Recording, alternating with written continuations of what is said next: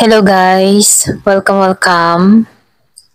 Collective reading po tayo ngayon. So tingnan natin kung kanino yung mapipick up nating energy.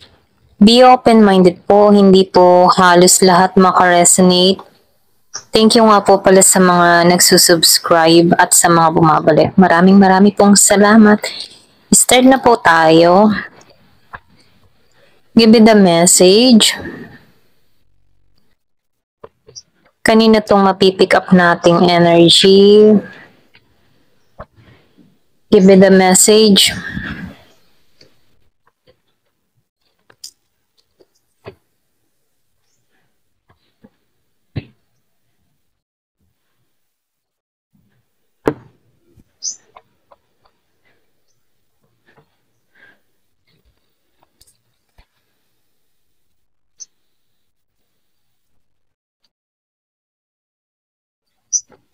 Excuse me.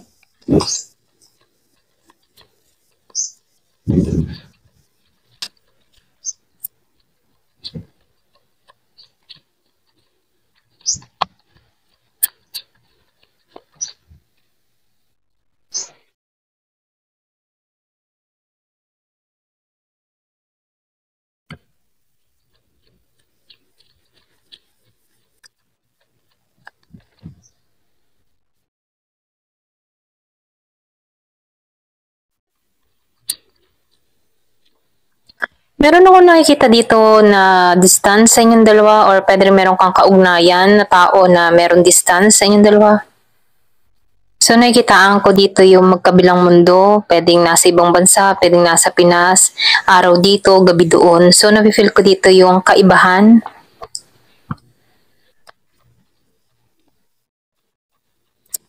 Meron ako ditong nakikita na meron ditong gusto magkaroon ng kaliwanagan sa sitwasyon.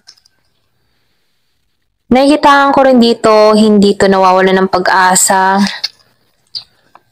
Gusto ng tao nito ng koneksyon.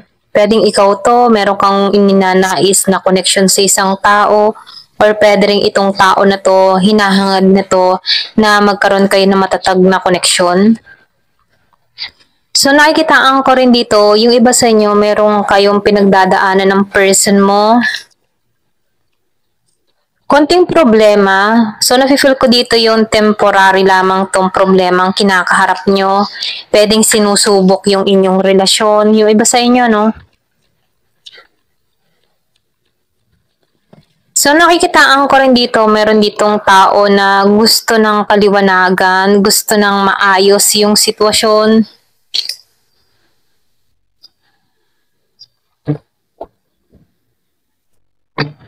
Meron akong nakikita nag-iintay. Excuse me. Meron ditong action, movement, nag-iintay lang to ng tamang timing. Hindi to nawawala ng pag-asa. Nakikitaan ko rin dito, meron dito siyang nauunawaan sa sitwasyon or pwede ring sabihin nagkakaroon na to ng kaliwanagan, pang-unawa sa mga nangyayari dito. Yung iba sa inyo pwedeng meron tampuhan, alitan, or pwede rin konting conflict, away, okay? Pero ganun pa man, nakikitaan ko dito, meron ditong nais na ayusin yung koneksyon, nais nito na maging klaro ang lahat. So, nakikitaan ko rin dito ng kalinawan, itong tao na to, meron tong ninanais na sa'yo, okay? Meron siyang ninanais sa'yo. So, nafe-feel ko dito, hindi pa lang nito madepensahan yung sarili niya sa'yo dahil meron pang distance sa inyong dalawa. Meron ako nakikita dito nasa ibang bansa, okay?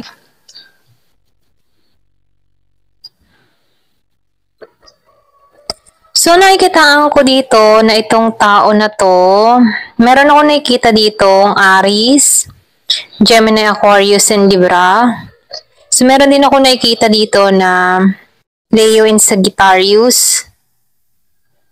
At meron din ako nakikita dito na Scorpio, Cancer, and Pisces. So, nakikitaan ko rin dito, itong tao na to, hindi to patitinag. Ito rin nakikita ko. Once na meron tong isinagawa or isinaisip, gagawin ng tao na to, nakikitaan ko dito yung pagiging nitong action. hindi to, alam mo yung tipong yung ibang tao na ikitaan ko dito na, di ba may ibang tao na bago kumilos, nag-iisip muna, itong tao nito hindi na nito pinag-iisipan, action kung action hanggat maaari. Ito rin yung feel ko. Kung meron konting tampuhan sa inyo ng tao nito, gusto na to na aksyonan, kaya lang meron distance sa inyong ng tao nito, kaya itong tao nito merong pag-iintay na ginagawa sa iyo. Ayan, ito na yung nakikita ko dito. So, nakikitaan ko rin dito na meron tong authority, okay? So, pasensya na kung meron kayong naririnig na manok. Ayan. Nasa kabukidan tayo eh. Give me the message. Ayan, pasensya na ibo. Excuse me po. So, nakikitaan ko dito na meron tong gagawin sa'yo. Ito rin na-feel ko. Parang may excitement excitement na mangyayari dito. Ito lang nakikita ko. Give me the message. Wow. So, na-feel ko dito, you belong. You belong to him. Kumbaga itong tao nito, akin ka lang, para ka sa akin, ganon. Okay, ito rin nakikita ko. So, nakikitaan ko dito, kung merong konting tampuhan sa inyo ng tao nito, hindi to papayag na makawala ka sa kanya dito dahil ang kanyang pagmamayari ay kanyang pagmamayari, kumbaga, no? So, nafe-feel ko dito na itong tao nito, ganun kanya tingnan, no? Akin ka lang, pagmamayari kita, walang sino man ang makakakuha sa'yo. Ganun yung energy ng tao na to, okay? So, nakikitaan ko rin dito na ito yung tao nito kung meron kayong konting tampuhan, away, gulo, okay? So, nakikitaan ko dito na kikilos to. Kikilos to patungo sa'yo. Meron tong aayusin sa'yo. Meron tong pangungumbinsin gagawin sa'yo. So, nafe-feel ko dito na kahit ligawan ka muli ng tao nito, gagawin ito, okay? So, nakikitaan ko rin dito, yung iba sa inyo, kung lalaki ka, no, kahit akiting ka ng tao nito, gagawin ng tao na to. Ito na nakikita ko, no? So, ayaw nito na makawala ka. Ganon.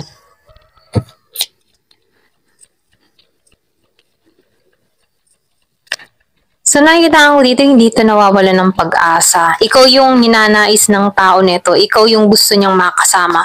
Ikaw yung gusto niyang maging pamilya. Ganon. Okay? So, ganito kanya tingnan, ano? High priestess, madasalin, pure, or pwede rin sabihin na malakas yung intuition, malakas yung kutob.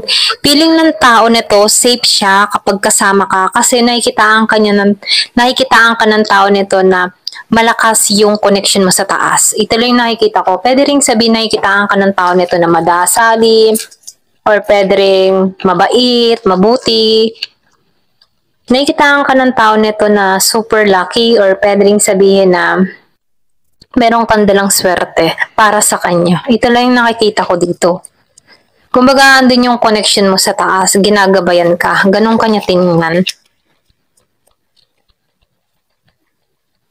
Malinaw na para sa kanya yun, ito lang yung nakikita ko. So, merong pagbabago na mangyayari dito. So, yakapin mo yung pagbabago, sabi dito, no? So, meron ditong pagbabagong magaganap. Kumbaga, ito na yung kasunod na kabanata, no? Meron tong gagawing hakbang, naka-excite. Meron dito manunuyo muli, meron mangungumbinsi muli. So, meron dito biglang pangyayari na hindi mo inaasahan. Ito lang yung nakikita ko. So, meron ditong pagbabago na magaganap sa inyong dalawa ng tao na to. So, nakikitaan ko dito, yung iba sa inyo, medyo protektado ka sa energy mo. Ito lang nakikita ko sa'yo. So, nakikitaan ka ng tao nito na ikaw yung regalo para sa kanya. Alam mo yun? So, nakikitaan ka ng tao nito na mabuting babae, mabuting lalaki, ikaw yung nakatadhana para sa kanya. Kaya itong tao nito, ayaw ka nitong pakawalan kasi bilong ka para sa kanya. So, alam ng tao nito, ikaw yung bigay sa kanya ng puong may kapal. Kaya lang, dahil merong conflict, away sa inyong dalawa, gusto nitong ayusin ang lahat. Ayan. So, yung sinabi ko kanina, gusto nitong ayusin ang lahat. So, may distance dito. Naghihintay lang to ng tamang panahon para makalipad ng bansa. Yung iba sa inyo, meron travel. Ako nakikita, meron dito tutungo sa'yo. Meron ditong malamig na lugar, nasa malamig na klima.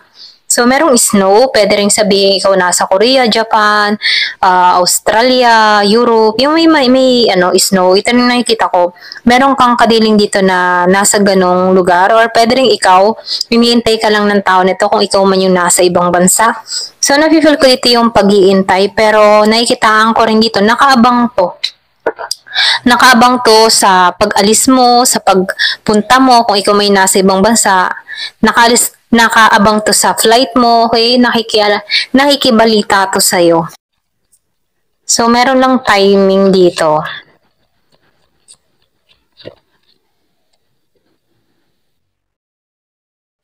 So, nakikita ko dito, yung bang tipo nag-iipon siya ng lakas ng loob, ito lang nakikita ko, na kung saan bago siya tumungo sa'yo, iniipon niya yung lakas ng loob na mga bibitawan niyang salita sa'yo, yung mga sasabihin niya sa'yo.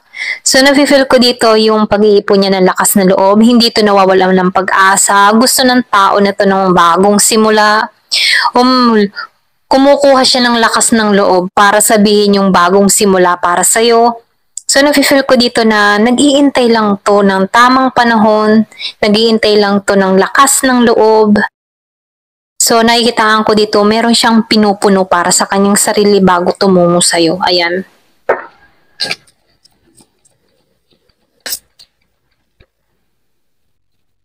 So, madami to.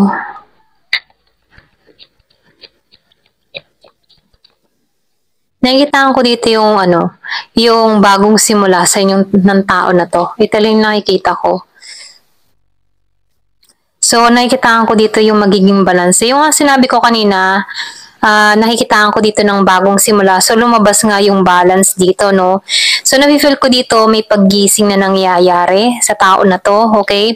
Pwede rin sabihin merong nagaganap sa kanya kung bakit ganito yung pagnanais niya sa'yo. Nakikita ng tao nito na ikaw yung the one para sa kanya, malinaw na para sa kanyang lahat. So, nakikitaan ko rin dito na gusto ng tao nito na tumungo sa'yo. Kung makikita mo, meron ditong payapa yung kaulapan, at dito naman si dark yung ulap. So, nakikitaan ko dito, gusto nitong tunguhin ka. So, yung mga problema nangyari sa inyo ng tao nito, ito yung time na ginising tong tao mo, okay? Ginising siya dito or binigyan ng kalinawan ng kanyang kaisipan dito para malaman niya kung ano ba talaga yung gusto niya, okay? So, ngayon, natatagpuan niya dito na ikaw pala yung gusto niya. Ayan. Ikaw yung ninanais niya. Yung matipong hanap siya ng hanap, ikaw lang pala ang sagot, okay? Ikaw na pala yung regalong ipinagkalob sa kanya. Ganon. Give me the message. Ano pa yung mensahe? Ayan, pasensya na po sa mga ingay-ingay,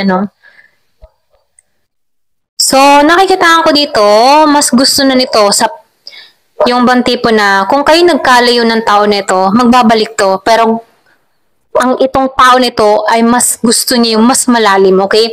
Mas malalim na connection. So, nafe-feel ko dito na mas magigitong malalim na tao para sa'yo, or pwede rin sabihin mas magigitong seryoso sa'yo. Ito lang nakikita ko, no? So, meron lang tong iniintay, pero nakikita ko dito yung travel, okay?